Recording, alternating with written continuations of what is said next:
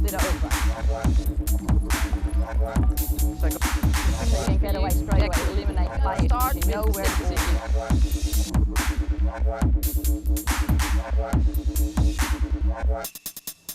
Hello and welcome to Hockey Zone. Today we're coming to you from the Capri restaurant, one of the great sponsors of Brisbane Hockey. And we're going to be catching up with someone very special, that person being Paul Lim from the TPG group. Hi Paul, great to see you in Brisbane and lovely that you could make time to catch up with us today to give us a little bit of background of your hockey career. Yeah, it's great to be back in Brisbane. It's been a while, and yeah, it started with juniors hockey under 11s from Logan, and then slowly moved on to Bulimba. Played a couple of years for the men's as well. I guess the highlight would be the 2002 Premiership winning team for Div 1.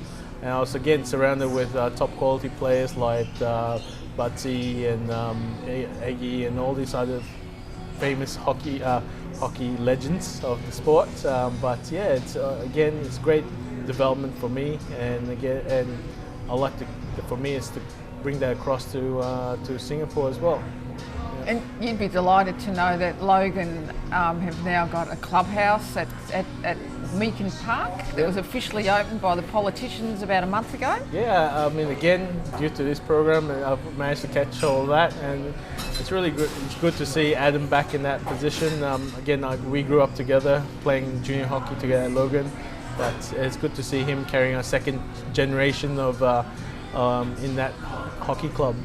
Because Adam Mills we're referring to, yes, correct. His mother and father, David and Cheryl, were a big part of the Logan club in the early days. Correct, they were the presidents, and again, it's a close-knitted family club at that time. Again, we ran lots of sausage sizzles.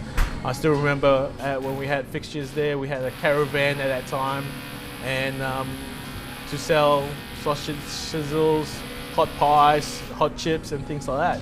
So yeah, it's good to see Adam back in that role for our Logan Hockey Club.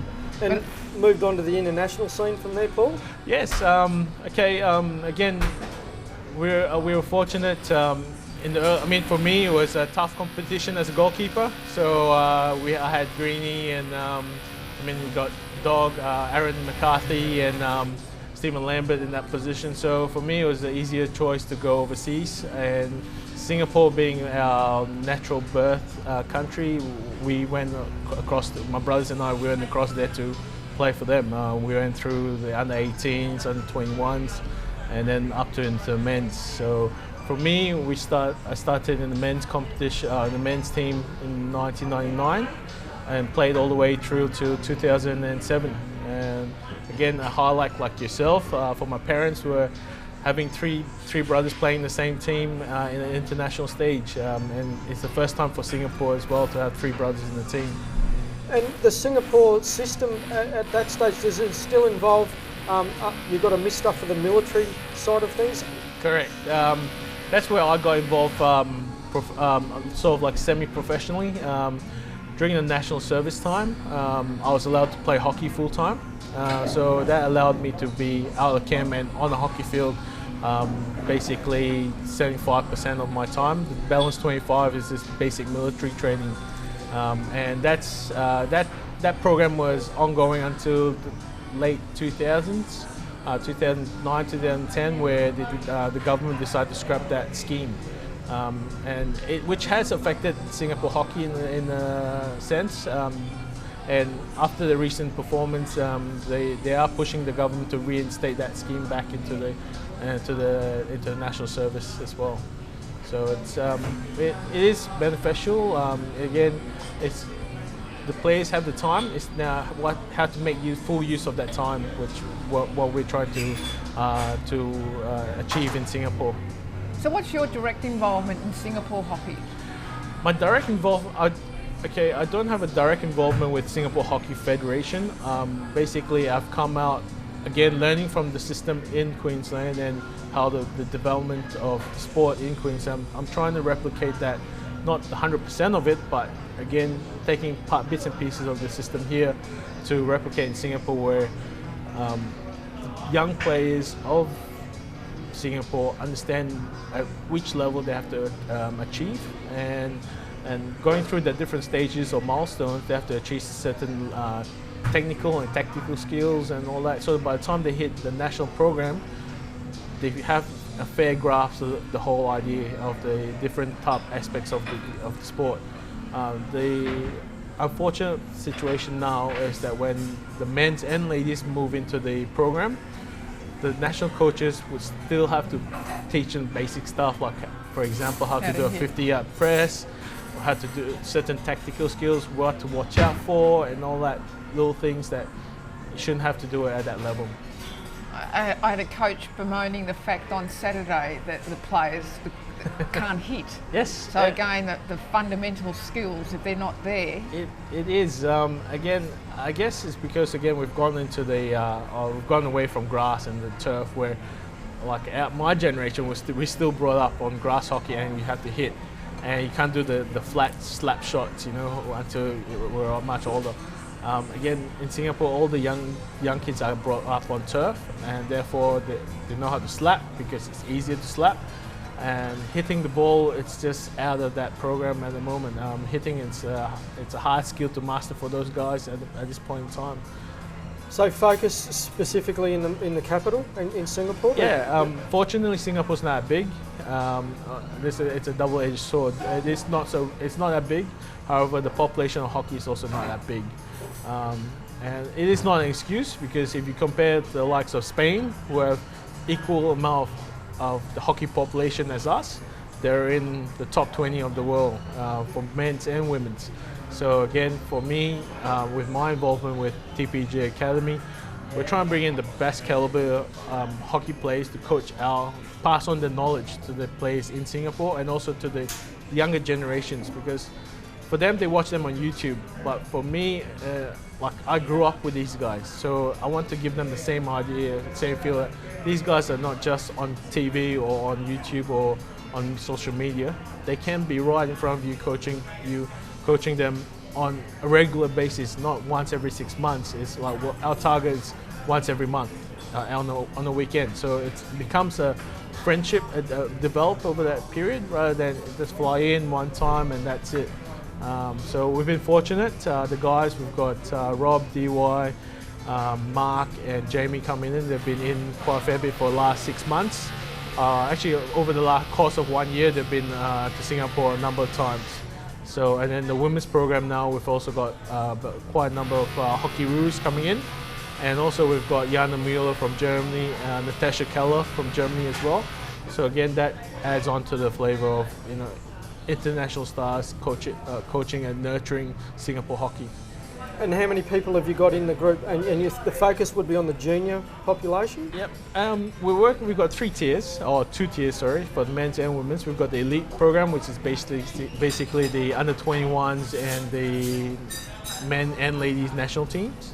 And then below that, we've got the developmental squad, so we've got the different age group. So yeah, we still want to polish the guys up on the elite level with the elite hockey sense. But yet, also, we've already starting to go into schools and things to start to bring together the different age groups together. And again, that will be part of the coaching weekend. So during a typical coaching weekend, the coaches will take the age groups a certain time slot, then they'll do the elite program at a certain time slot over a Friday, Saturday, Sunday period. I'm intrigued as to what you saw were the good bits from Queensland that you took to Singapore. Good bits is a structured program, and the structured program in a sense is not only in Queensland, but it rides all the way up to the national program. And I guess it's also based on information coming down from the national program on what it needs to be achieved. Again, going back from under 13 state championships, you got selectors, talent scouting, X number of players for training weekends or even training camps. And you nurture these group of players all the way through, and things like that. Again, when you go away for a training camp for under 13s, you get to learn certain tactical skills and things like at that age. And then the same thing will go up to under 15s and 18s, 21s, and so forth. And that's the same thing that we're trying to replicate in Singapore, because again, Singapore being small, we're looking at that type of we bring a group of boys and girls, like maybe 40 for a weekend. We may even go to Malaysia for a weekend of games as well. And from that, you know, you just build that step by step all the way through. So it is not a one-time hit. It is a long program that we're focusing on. And do you play like formal competitions, fixture competitions the whole year round? No. Locally, we have a local comp that runs about 2 months at max. We play 2 teams, like basically in the elite level of Div 1. There's 6 teams that play two round robins, so yeah, about 3 months. And there's no finals. It's basically whoever finishes on top wins the competition. Makes it cutthroat, doesn't it? Yeah. So yeah. So for the other 9 months of the year, what do those players do? Nothing. That's what I mean. They get into. I mean, the elite players go into their national training program, but there's nothing below. Some of the players go back to their schools and play school comps. It's also maybe 1 or 2 months, but for those people who are in uni and at a physical peak, they're not doing much competition-wise. So again, we're trying to tie up with, again, Singapore to Perth is pretty close by. We're trying to tie up with clubs to see whether we can come down, play a weekend, go back and things like that. So from your obviously knowledge of the local comp here and the Australian players, Yeah. You've taken an involvement with the elite level in Australian hockey in the sponsorship of the Kookaburras and the Hockey Rules through your company, the Yes. TPG Group. Correct. Again, I see it as it's a win-win situation. Being an athlete in the past, I know what the players are going through. It is a hardship because hockey is not a professional sport, and it takes a lot to be passionate about the sport, but yet having the day-to-day difficulties of normal lifestyle. Having your own household and all that difficulties. So. Our involvement with the Kookaburras and Hockey Rules was more driven on the players level, with a couple incentive scheme for Rio Olympics that we put in place for the players themselves.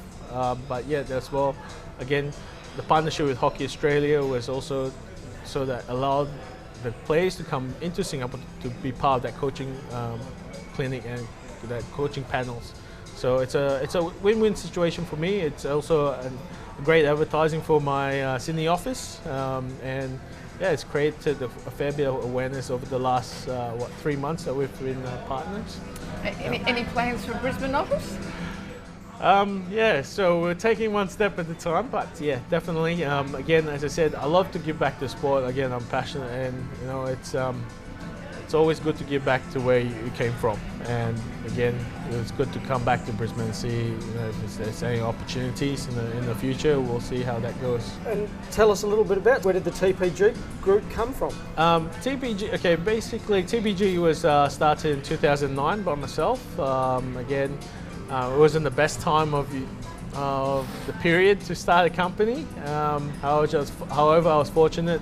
After 18 months of life of a one-man show, we started to grow from clients, and we move on from there. And now we're across 5 countries with 45 headcounts, and looking to just stabilize for the time being, and just continue to sustain our business models. And just to wrap up, Paul, what's the world look like tomorrow for hockey? The world, I think there's room for improvement. From what I saw in Belgium last week at the World League, there's definitely plans put in place by FIH to grow the sport. And again, the important fact is they've got to find a better mechanism of bringing in the sponsorship dollars, which also filters through down to the individual players as well. I think that's the key point here, and to develop the sport again, it's commercial partnerships that help grow the sport. And you know, without commercial partnerships, it will be very hard. As you see, even in Australia, all the top sports are all growing because they've got great backing of commercial partners around the states. and the media. Yeah, and the challenge. Thanks, Paul, for sharing with us today some of your experiences and some of your views and your ideas, and I hope that we have further interaction with you in the coming months and years. And if there's anything in the hockey in Queensland that we can assist with, we'd be delighted to do so. Sure, thanks. Thank you. It's great to be back, and definitely I'll look into tapping into the partnership as well with Hockey Queensland, and to see how we could develop a partnership between TPG Academy and Hockey Queensland as well.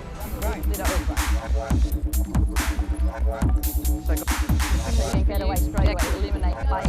You know where to sit.